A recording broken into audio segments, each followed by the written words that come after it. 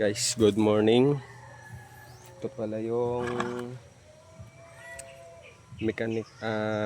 mechanical filtration na collected sa aking pond, grow out pond. And linisin ko siya, kolektahin ko yung collected na mga dumi at mga uneaten mga food. Because meron akong paggagamitan nito, guys. Ilalagay ko siya sa aking cultured na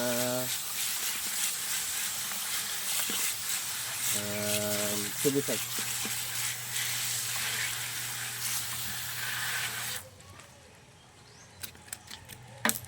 Ito lang. Hindi lang thoroughly muna, bali wash lang. Mamaya na yung thoroughly clean. Kasi kailangan ko lang siyang kolektahin. Nalagay dito sa balde. And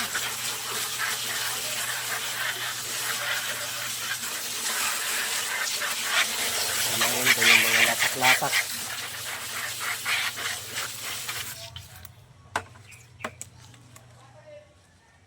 Wait lang guys ha.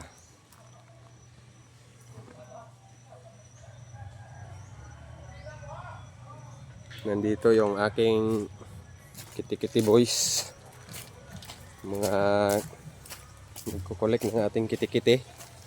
Isama natin sa vlog. Ah! Paano ka ma? Oh, sige, be, smile anay. Smile anay, smile. Si Tope at si Jaguar guys. Yung ating nagko-collect ng ating kitty para sa ating mga fishes. Okay, thank you. And see you mamaya. See you mamaya guys. Ingat kayo guys. Okay, balik tayo dun sa ating project.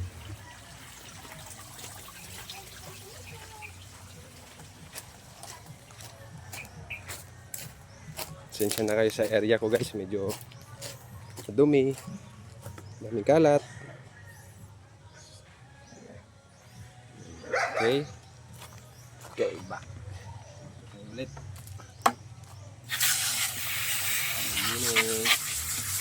Kailangan ko to. And soon, ipapakita pa rin sa inyo guys yung ating cultured na subitek.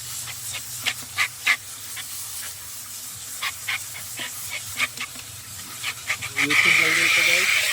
Panood ko lang din sa YouTube. Kung anong ginawa para makapag-culture. And so far, almost a week naman na siguro. Medyo madami na sila. Medyo hindi ko pa ginawasan. Kasi gusto ko pang paramihin. Kaya ko din guys sa inyo yung ating munting culture na subitek. Okay, ganito lang guys. And same din yung process nitong isa. This is from my inside grooming tank. Yung sa Ryoken, sa previous vlog ko, ito yung mechanical filtration niya. Ganito lang. And fish net, mosquito net, and foam. Yan lang siya. DIY guys, DIY. And sana may nakuhang idea yung mga viewers natin.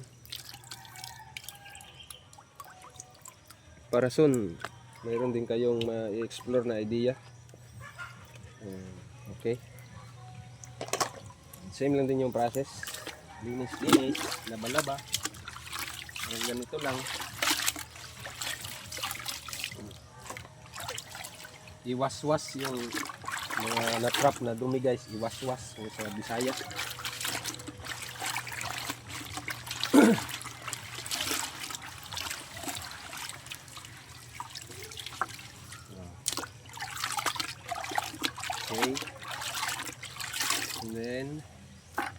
Okay na siya. Ipa-settle down lang natin yung mga dumi-dumi na kakailanganin natin doon para sa ating Tubifix.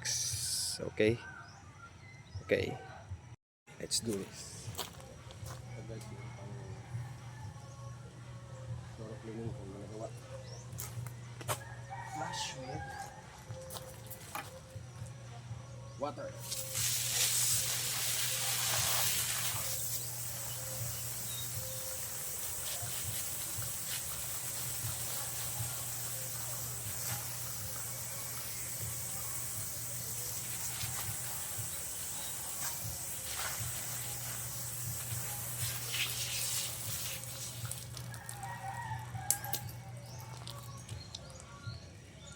Yan pala guys, ginagawa ko to sa morning kasi malakas yung pressure, water pressure ng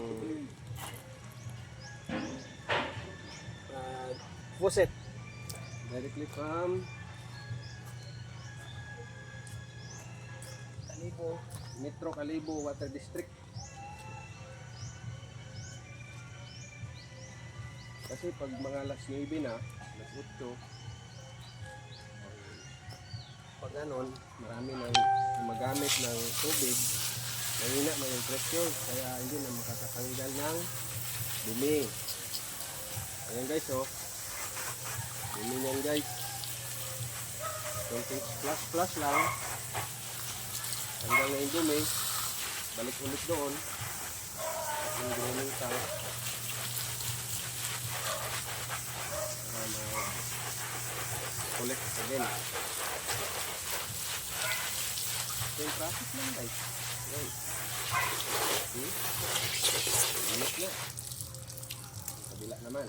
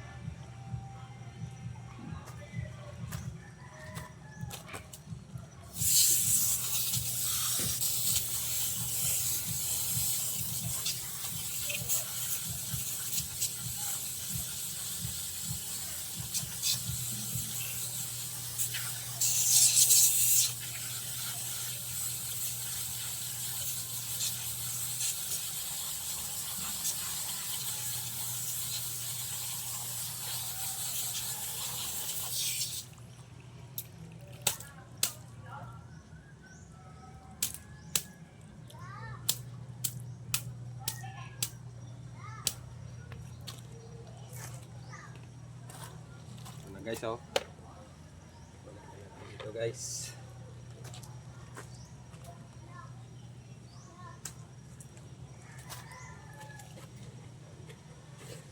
Ayan, guys. And tara, malinis na.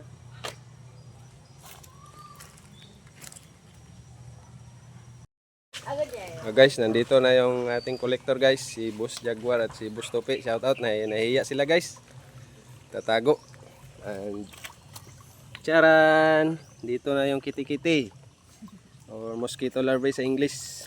And yun, set aside muna natin, mamaya natin linisan. Shout out guys ha, salamat sa inyo bro guys. Guys, nandito na yung collected natin na mga uneaten foods and poops na gagamitin ko sa ating cultured na tubifex. Yan, set aside lang muna mamayang hapon siguro para yung latak niya mismo nandun na, nag-sink na doon sa bottom, para yun yung ilagay ko doon para maging happy sila.